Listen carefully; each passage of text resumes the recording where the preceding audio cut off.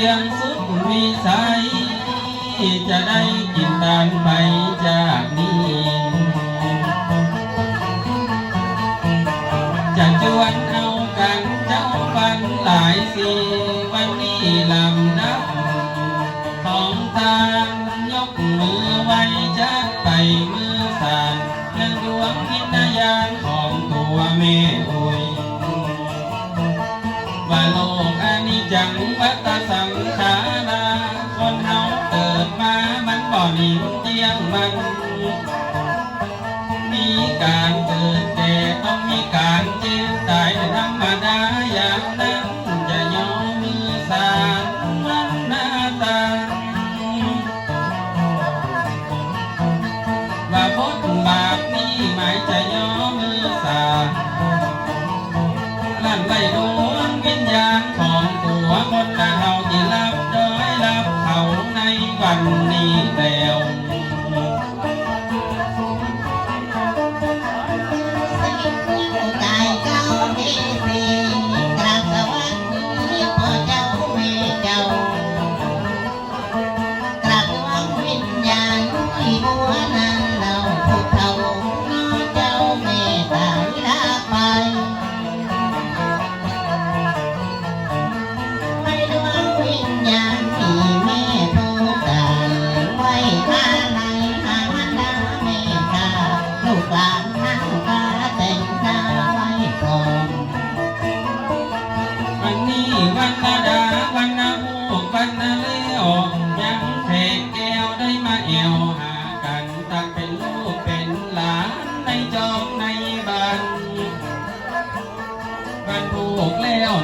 ยังปีแก้วน้องจันเจ้าหมายอย่าห้ำแล้วยังในงานขอเมื่อแม่อุ้ยคือมาฮับตัวกันของกินของทานดาไว้ในบ้านลูกเขาก็อย่าทานในวันนี้แล้วว่าบดแหลกเก้าได้ออกปากซองเจ้าพ่อไหมแท้ต่ออย่าขอย่อมือไว้พี่พ่อเฮาอาจารย์สอนจ้อยสอนซอของตัวน้องไทยขอเนื้อมาไกลยังในผามซองเมื่อว่าจุ้ยจังซอแล้วยังลูกหลานเมื่อมีการมีงานบ้านแม่อุ้ยอย่างอันขอเนื้อมีหมานอันใดแวดล้อม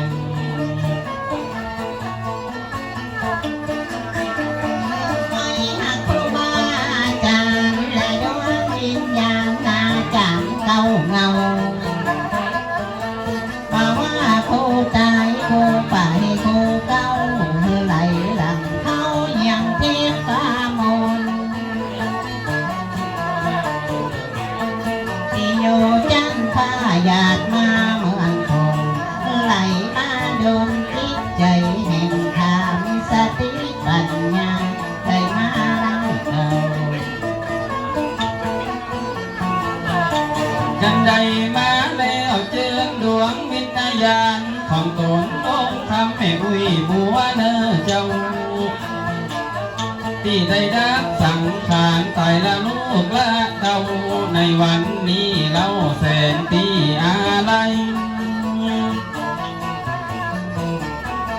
แม่อุ้ยตายละโมอย่าไปอยู่ไหนไปอยู่ไกลอยู่ไกลอย่าเจิญมาที่บ้านเจิญดวงวิญญาณของตัวแม่อุ้ยอายุสังขารแม่ก็เท่าแก่หลายได้90 ปลายนั้นแง่มเล่าหางว่าตำลาดีบ่ได้ยกจะเหมือนนึ่งฟ้าผ่าลงกลางใจทุกคนแม่อุ้ยตายแล้วเป็นละเวหนลูกหลานทุกคนเป็นน้ำห้องน้ำให้ว่ายังสันใดในวันนั้นแล้ว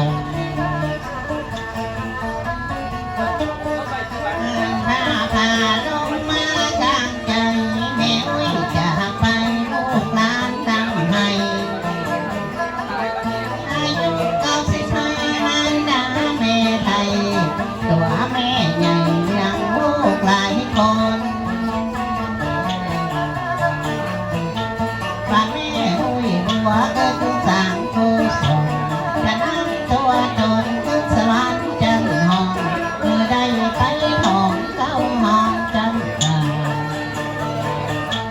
อายุสังขารแล้วยังชราก็ถึงเวลาแล้วเนื้อแม่เจ้าอายุ95นี่ก็จะเท่าลูกหลานต่างเต้าแสนที่อาวรณ์มารับตานึกเหลือนั่งทำคำสอนแสนที่อาวรณ์แม่ดีออกบ้านมาลูกหลานในวันนั้นแล้ววันที่16 เดือนมกราโทรศัพท์มาใจพอดีสักหน่อยบ่มีแล้วเนื้อน้ำตาพอย่อยยังแม่อุ้ยบัวแม่ได้เสียงลมดังลูกหลานต่างเต้าเฝ้าหน้าห้อมหลังได้ฮักแฝงปันปางก่อนเนื้ออันส่งดวงวิญญาณขึ้นสวรรค์จันทร์ฟ้า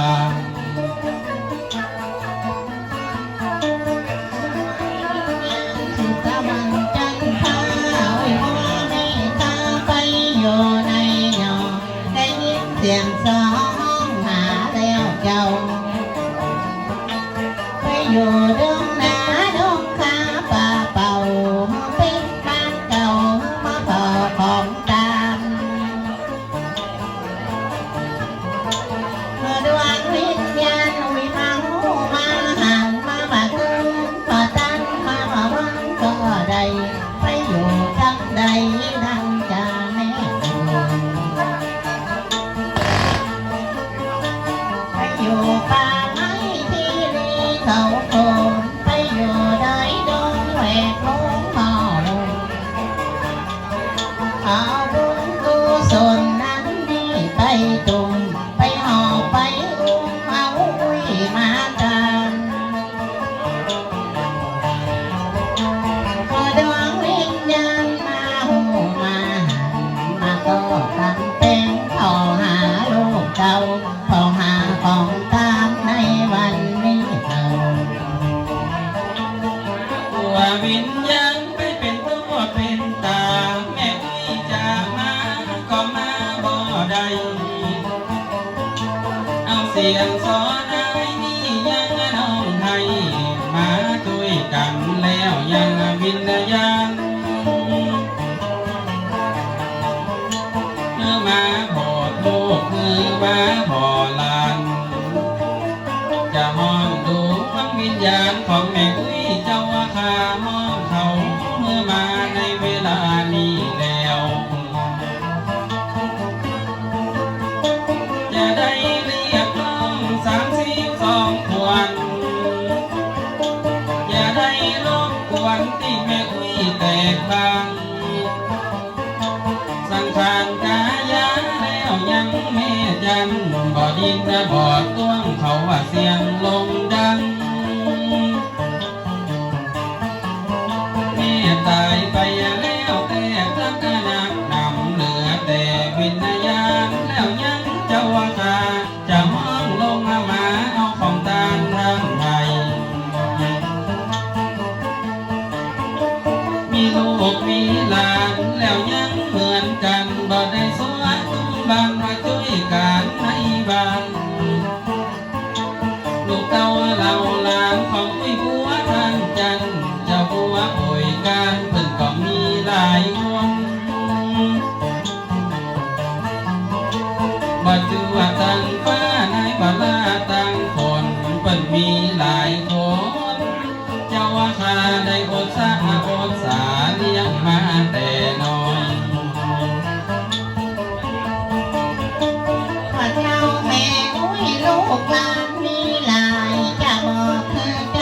เจ็บคนลูกเจ้าว่าคนที่หนึ่งแม่แก้วนั้นเรามาลาแม่เจ้าสีทาน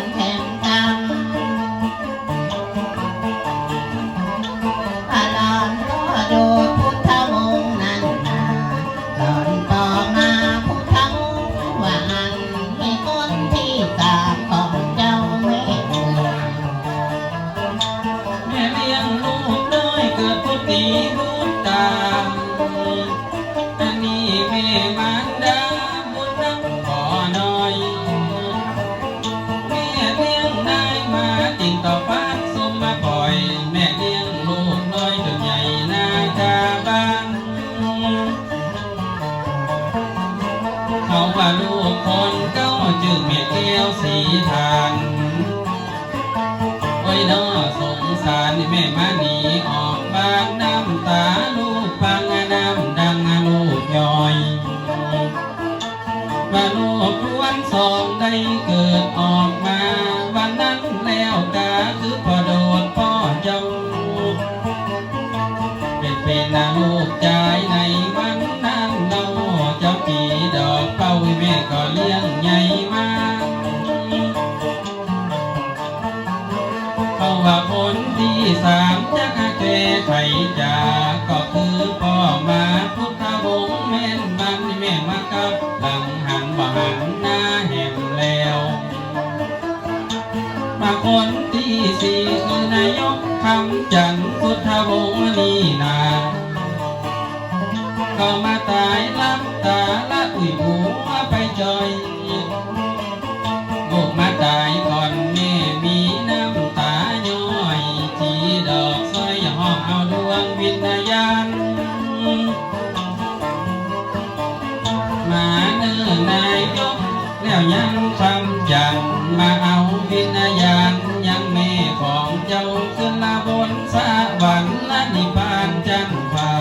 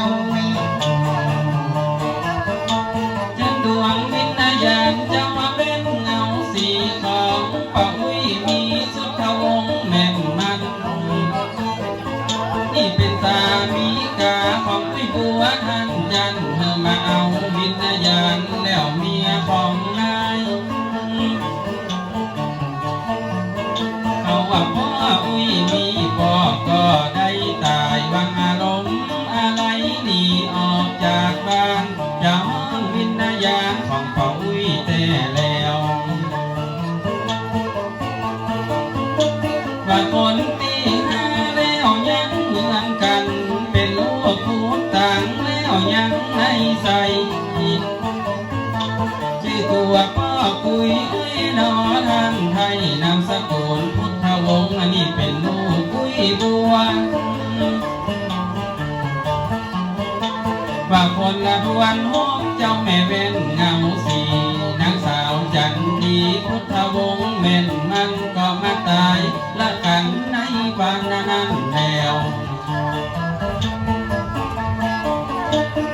สอดยันดีมาลับจิตได้ละวุ่นละวายละตัวแม่เจ้า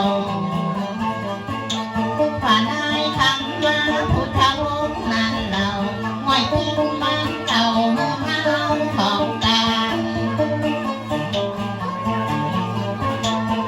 สอดยันดีกำแพงนั้นว่าในคำมาลงมาเจอเจ้ามาเอาหัวคือสวรรค์จันทร์ว่าคนที่เจ็ดก็สั่งมาตายยังมาเสียดายคำว่าลูกหลานไปอยู่ที่ไหนเจ้าประจันดันฟ้าจงวิญญาณในคำมานามสกุลพุทธวงศ์กันได้ยินเสียงสองได้เจาะได้จงเมื่อเสยสูดลงยังกลางขวางบ้านมาเอาวิญญาณของอุ้ยบัวอุ้ยจันทร์อันว่าคนตายนั้นก็มีนักว่าคนที่ฮักนี่ก็ซ้ำมีหลายถึงลูกหญิงลูกชาย7 คนเจ้าค่ะตายแล้วไป3นอกเจ้าอ่านซ้อนมาเหลือ4 ปีน้องของฮักแปลงปันเจ้าทานให้ฮักกันแปลงกันจะไปสวดตุมมาบัน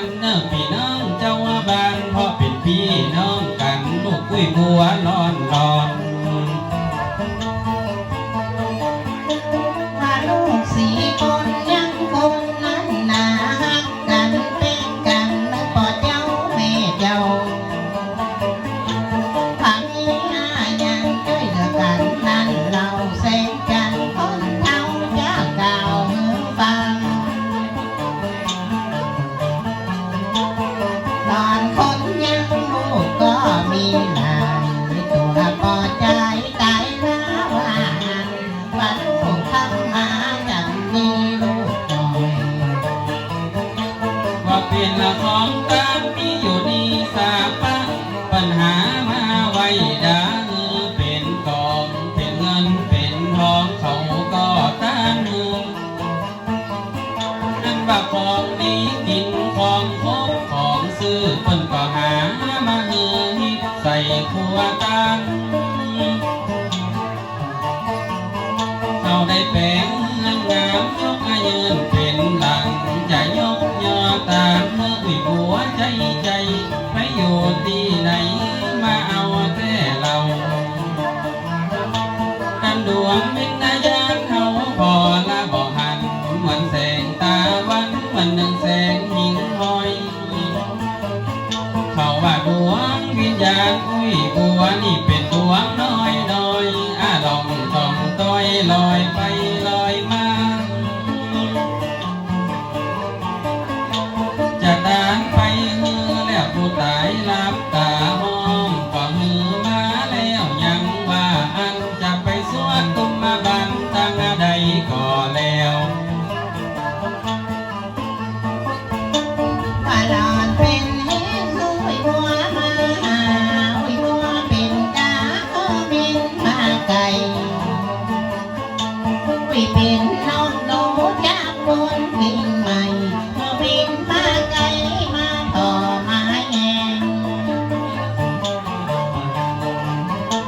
ลูกหลานทุกคนยังมากินแหงตาวันแรงยังฟังตามไม่ทาที่แม่นั่นนาตายลาลูกก่อน มันโมกมาเจ้าก็จะหมดความหมาย จะเอาตัวแม่นายนี่ออกจากบ้าน เข้าสู่ดงกับเจ้าซอยดอกบ้านจะสลายยังล่างไล่ดวงวิญญาณเขาว่าตอนนี้ไปเฮาตึงบ่ได้หันเนี่ยก็ดวงวิญญาณที่เขาจะต้านให้เอาไว้เป็นปัจจัยนั้นคือแม่อุ้ยก็กลัววิญญาณนี่ไปเกือไปคำไปอยู่ดงกำที่ดีห้องหอยขอผู้เกียรติเรียกเอาวิญญาณมาโดยขอมือมาช่วยแล้วยังในงานกันว่ารับตานึกมือมาเขากำฝันใครอยากกินอย่างเขาอยากต้านให้นี่เป็นปัจจัยอยากต้านมือแม่เอ่ยอายุสังขารแม่ได้95ตั้งแต่ว่าคนเฮาบ่เคยหันถึงจะรับตากันแล้วยังไปนาเขาเกิดเป็นคนหมายจากขึ้นฟ้าว่าเดี๋ยวพอตาไปบ่ถึง3 คนเกิดมาจากนี้เมื่อได้สร้างกุศลจะนำตัวตนขึ้นบนจันเกลียวจะไปฮอดไปแผ่เมืองนิพพานจันฟ้าเทวาลุกแผ่น้ำตาจะเทวานาลงมาช่วยเขามาพอของตามจดจำนั่นเราของตามแม่เจ้าสู่สวรรค์วังบนอุ้ยบัวยังคงสร้างกองกุศลเทวดาไปคงจะจดเส้นหมายกันที่กินด้วยตาในวันนั้นแลเปิ้นเป็นเฮากับบ้านเปิ้นเป็นล้านกับเมืองสายมโนเนืองหลานเต็มจ้องเต็มบ้านตอนอีแม่ยังคนแม่บอกเคยขี้ข้านแม่เป็นคนมันการอยากให้ใส่นาฟังธรรมเข้าวัดย้ำกลางพรรษามีบุตรีบุตรตาแล้วยังว่าอันสอนอยู่ถ้อยฟังคำทุกคนแต่แล้ว สมัยก่อนนั้นมันยังมาทุบหัวมนต์คนส วยกันยากกันหน้าแดงหน้าดำเลี้ยงลูกเลี้ยงเต้าเป็นได้ยะกำมาขินตั้งน้ำและเขาส่วนตัวพ่อเจ้าก็ยะให้ไทยนามาคึดต่ำก้อยยังมาไก่แต่หนาเมื่อที่แม่ลับตาหนีออกจากบ้านก็อะไรหากันในวันนี้แล้วแม่ตายไปแล้วพอเอาหยังไปตัวเจ้าแม่ล้างทิ้งสวยมีแต่ร่างกายเต้าอัน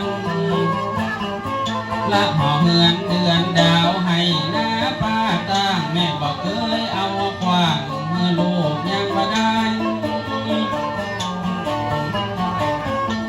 อันนี้ทุกส่วนยังมามีความหมายถึงแม่จะตายแล้วยังไว้นี่ก็เหลือแต่ความดีเมื่อลูกหลานไว้แล้ว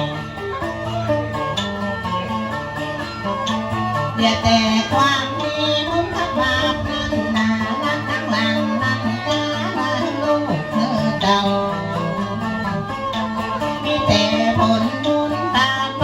นั้นเรามารดาแม่เจ้าสัมพุทธใจบุญยังลูกหลายคนนาคนนั้น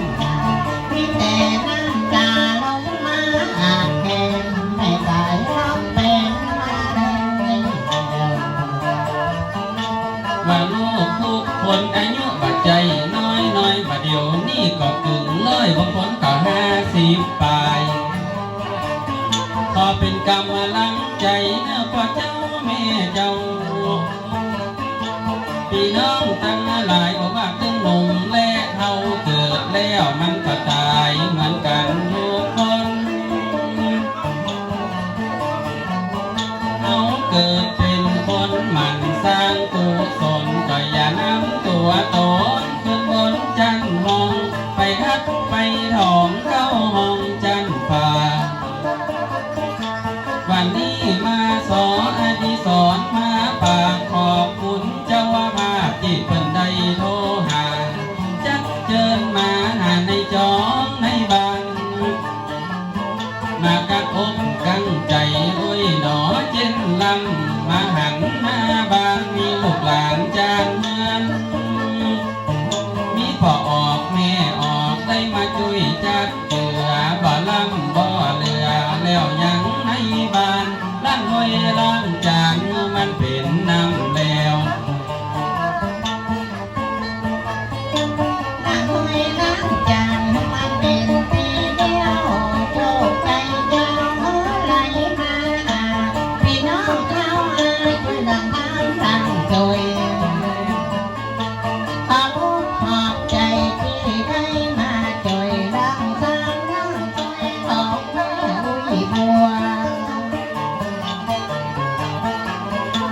ฝ่ามาถึงเมียมาถึงหัว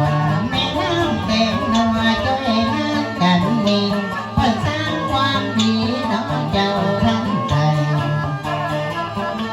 คนใดช่วยเหลือกันในจองในบ้านหายน้องจันไม่อยากฝันก่อนหาถึงคณะสักคราเพราะว่าคนแก่คนนั้นเฮาเมื่ออายุยืนยาวในวันนี้เราลอยสาวเข้าว่าสานี่หูกินนะหูตันพี่น้องทราบทางว่าคนบ้านเดียวกันบ่ได้สวางตุ้มมาบ้านช่วยกันนะตึงบ้านหอเหียนเรียนจานเมื่อมันเป็นน้ำแล้วมาแรงนี่แล้วเพิ่นอย่าเอาแม่อุ้ยนั่นออกนอนเมืองสายมาโนเนือนอันนี้คนแก่กลับบ้านไปเอาเตอหนอยิ่งนางแม่จันเฮาไปป้ากันทำเมื่อแม่อุ้ยสักยามก็กลัววิญญาณแม่ไปหลงไปลำอยู่ดงป่ากำแล้วยังห้องหอยสะสางล่างซอยเมื่อมาเอาแต่จะเจิญไปมดสีส้มดอกเกียงพี่บ้านพี่เมืองไป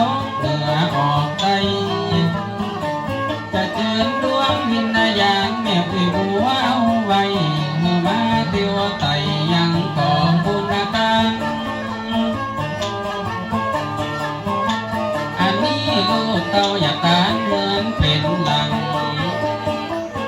ไว้เหือคนงามอุ้ยบัวว่าอันเมื่อมาเอาของตาลในวันนี้แล้ว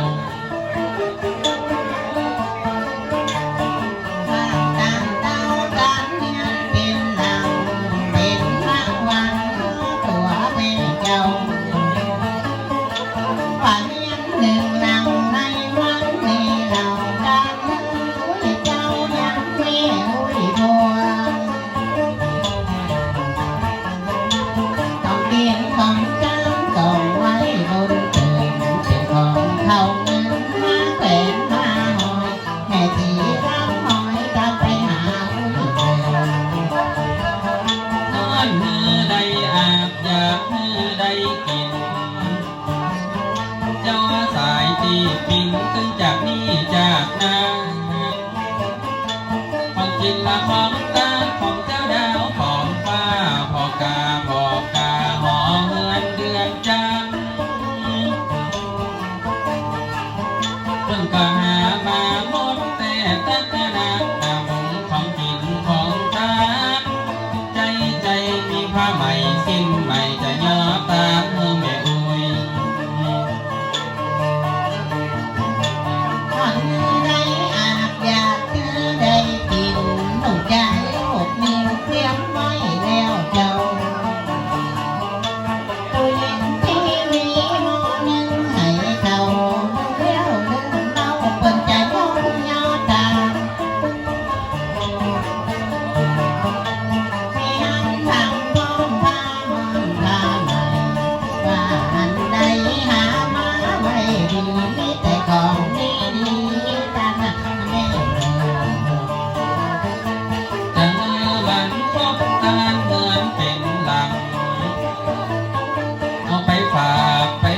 ดวงวิญญาณอุ้ยเจ้า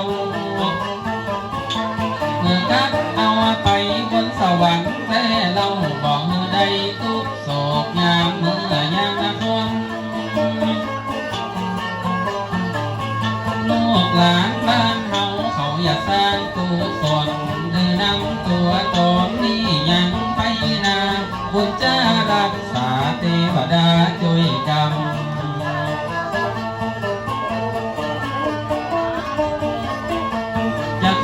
ขอบคุณผู้เป็นลูกเป็นหลานอดสามาตานแล้วยังมือเจ้าขอบคุณพ่อโดดผู้เป็นลูกเป็นเต้าในวันนี้เล่าให้พ่อได้เอามาตั้งเขาว่าเงินเหล่านี้พ่อไปฝากไปฝังดวงวิญญาณอีแม่ของเจ้ามาเก็บกรรมเอาเนื้อบัวแม่อุ้ยน้ำเพียงทองอุ้ยได้ยังน้ำเพียงทางอุ้ยมาบ่ไหวเอาเงินไหลลูกโดดไปจางไปอยู่ที่น้องรักทองตานามไปสมอยู่สร้างเวรบาป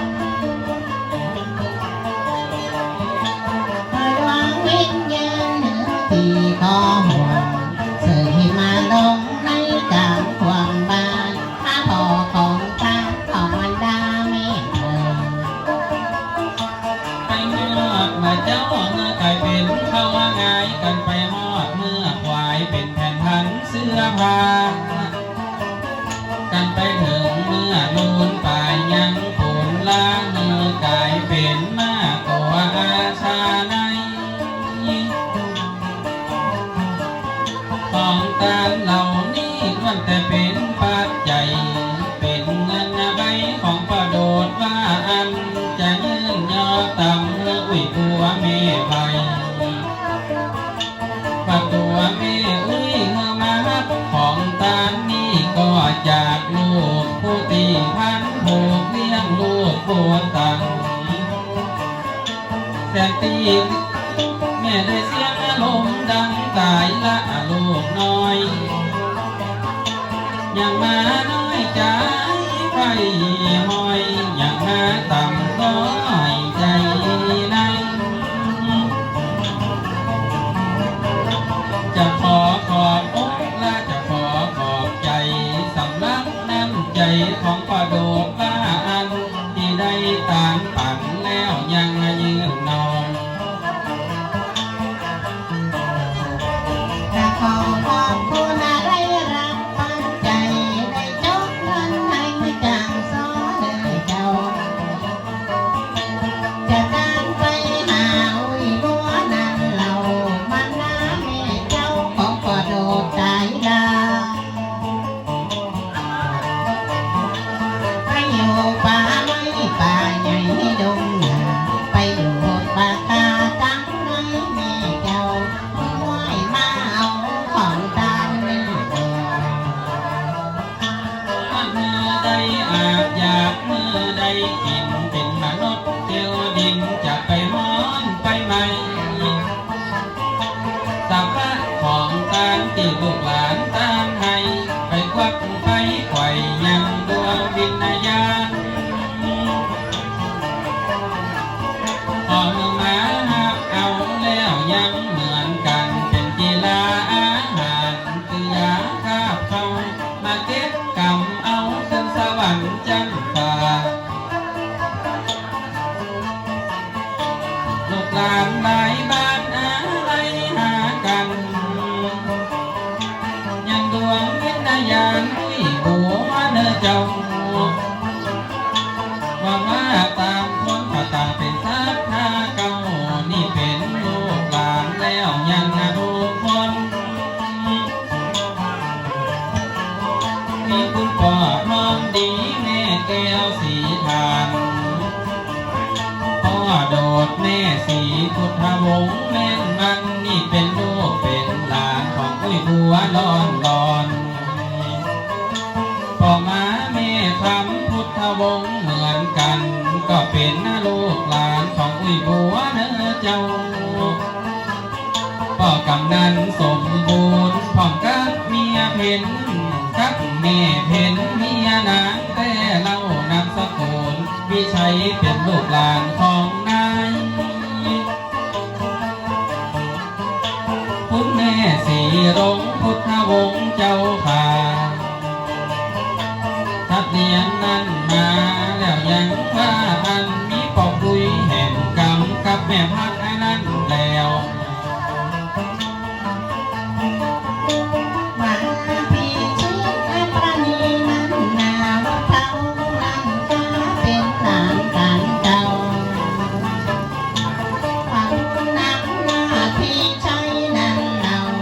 ก่อนพ่อไหลไปยังแม่นางดอยพี่ช่วยแม่เดินนั้นนาเท่านั้นกาเป็นลูกหลานกันเก่าหันหาเขาได้วันข้างหนึ่ง ยังมาดีใจโอ้ยหนอขนาดคุณอำนาจวิชัยเหมือนกัน นี่ก็เป็นหลานของอุ้ยบัวเนื้อเจ้าคนมีปัญญาเป็นมีวิสัยทัศน์เก่งกล้าแต่เราเป็นลูกหลานตานเจ้าพี่น้องบ้านดอนใจ ว่าอันนี้และเขาบาละหลงไหลคุณอำนาจวิชัยนอสายผู้สร้างพระใส่กันหล่อนในวันข้างนี้พอไหลแม่บ้านพุทธวงศ์เจ้าข่าวทักนาเลี้ยงนั้นมาปอบบุญช่วยกาเจ้าพร้อมกับแม่เดินพุทธวงศ์แต่เราป่อชนแม่นี้ก็ยังพุทธาวงศ์พ่อเดชแม่มันวิชัยเหมือนกันหมอล้วนแห่มกำกับเมนูเจ้าอาคานี่ก็เป็นสาขาลูกหลานแต่แล้วเอาหลองอาเติมวิชัยเจ้าขาผัดเลี้ยงนั้นมามีอาวอนเป็นเจ้า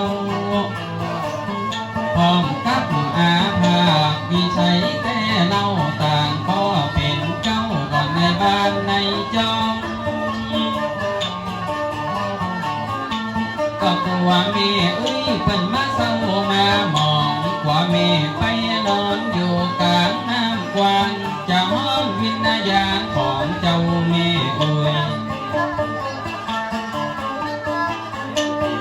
ดวงวิญญาณอุ้ยกับหลังหักจะห้องหาดังอุ้ยบัวอุ้ยเจ้าลูกหลานมีหลายในวันนี้เรานอนป่อไหลกับแม่มานอนนอนป่อแก้วแม่น้อยนั้นคุณทำนันกาพ่อฟังวันกับแม่เองในวันทั้งเดียว ต้องกับหน้าปันห้องกับอาดาสวยเจ้าล่างทิ้งป่วยแล้วอย่างนั้นทางเจ้าว่าพ่อน้อยล้วนกับแม่ไล่แข่งขันในวันนี้เล่านางสาวอรพิมก็ยังพุทธาวงศ์